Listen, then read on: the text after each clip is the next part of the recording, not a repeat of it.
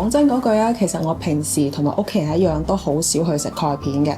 咁但係大家都知道啦，人過咗35歲之後，體內嘅鈣質會流失越嚟越嚴重啦。所以其實我自己都好關心補鈣呢一件事嘅。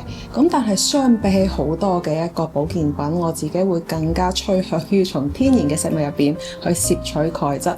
而等陣我去做嘅呢一個香菇蝦皮粉呢，我自己就稱佢為補鈣之王，亦都係我自己平時補鈣好重要嘅途徑之一。我哋首先準備一啲乾嘅香菇，呢度一定用乾嘅，因為香菇經過日曬之後，維 D 嘅含量會增加，而維 D 亦都可以好好咁幫助鈣嘅吸收。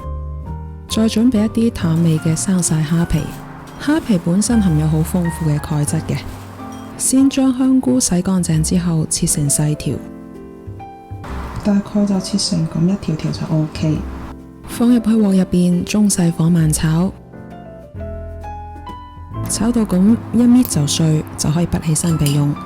跟住將蝦皮落鑊，同樣中細火慢慢翻炒，將水分炒乾，炒到捻一捻就碎，就可以拔起身放涼啦。都涼晒之後，就放入去料理機入邊打成細嘅粉末，咁樣一罐香菇蝦皮粉就做好啦。咁呢個粉其實我自己平時每日幾乎都會用到，因為佢本身就好鮮啦，所以其實我哋可以直接將佢用嚟替代呢一個味精嘅。炒飯、滾湯、涼拌，又或者係灑啲落去粥入邊都好方便。